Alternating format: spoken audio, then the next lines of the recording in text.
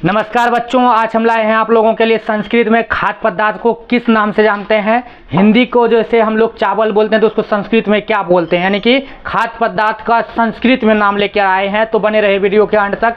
देखते हैं सबसे पहले क्या लिखा हुआ है। भात। भात को क्या बोलते हैं हम लोग संस्कृत में, तो ओदनम कहते हैं। क्या कहते हैं? ओदनम। उसके बाद दाल। दाल को सुपह कहते हैं। क्या कहते हैं? सुपह। देखिए, इसको याद करना बहुत जरूरी है, इससे ही संस्कृत में आप अनुवाद कर पाएंगे। किसी भी हिंदी वाक्य को संस्कृत में अनुवाद करने के लिए आपको उसका वर्ड याद रखना पड़ेगा। जैसे इंग्लिश में हम लोग ट्रांसलेट बनाते हैं तो क्या करते हैं, उसका वर्ड मीनिंग याद करते हैं। उसी तरह से संस्कृत में अगर हम लोगों को अनुवाद करना है तो उसके वर्ड को हम लोग को जानना पड़ेगा कि संस्कृत में क्या कहता है। तो देखिए, चावल है तो चावल को क्या कहते हैं?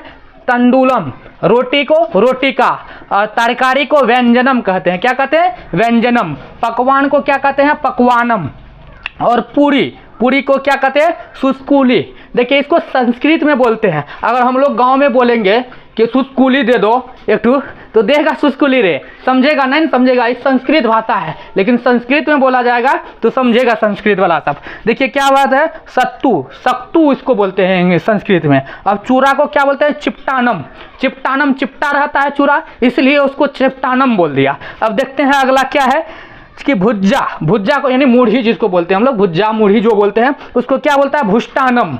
भुष्टानम। अब खीर को क्या बोलते हैं? पायसम। क्या बोलते हैं? पायसम। अब दूध, दूध को हिंदी में क्या, हिंदी में दूध कहते हैं, संस्कृत में उसको क्या कहते हैं? दुग्धम। दुग्धम ददंती। जैसे जैसे अनुवाद होगा, जिस वाक्य में जिस वचन से रहेगा उसको हम बाद में बताएंगे कि कैसे अनुवाद किया जाता है। अगला वीडियो में जो है कि हम लेकर आएंगे कि अनुवाद करने का नियम को बताएंगे। अभी दही है, दही को क्या कहते हैं? दधी। क्या कहते हैं? दधी। पापड़ को पटट, पटट बोलते हैं। साग को साकह। मसाला को वेस्वारह। अचार को क्या कहता है? अम्लखह।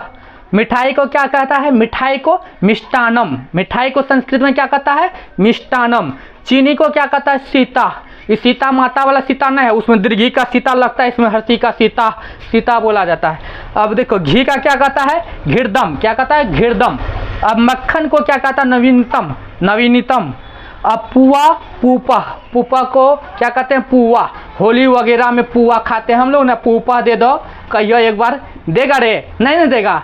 चलिए, हम लोग क्या बोला है, लिखा जलेबी। जलेबी को जाके दुकानदार को बोलना है कि जलेबी को संस्कृत में बोलते हैं कुंडलिनी। कुंडलिनी। दुकानदार को जाके बोलना कि 1 केजी हमको कुंडलिनी दे दीजिए, तो वो उधर से कुंडी निकाल के देगा, अरे कुंडी ले जो ले जो इसी को कहता है कुंडलिनी। नहीं समझेगा बात को तो उसको हिंदी में बोलना पड़ता है हम लोग को, जलेबी दे दीजिए। अब देखिए, लड्डू को क्या कहता है? मोदकम। मोदकम। अगर हम लोग जाके दुकानदार को बोलेंगे 1 केजी मोदकम दे दीजिए, तो क्या दे देगा? कहीं मोद न निकाल के दे दे 1 लीटर। इसलिए जो है कि क्या बोलते हैं हम लोग हिंदी में? लड्डू, और संस्कृत में मोदकम। देखिए, हम लोग जो है कि इस संस्कृत का खाद्य पदार्थ के बारे में खाली बताए हैं। इसी प्रकार से और भी वीडियो लेके आएंगे हम, लेकिन नेक्स्ट वीडियो में हम अनुवाद करने के बारे में बताएंगे, हर नियम के बारे में बात करेंगे। तो चलिए, हम लास्ट में आपका मन मीठा कर दिए लड्डू खिला के, तो आप भी मेरे चैनल को लाइक शेयर सब्सक्राइब करके मन मीठा कर दीजिए।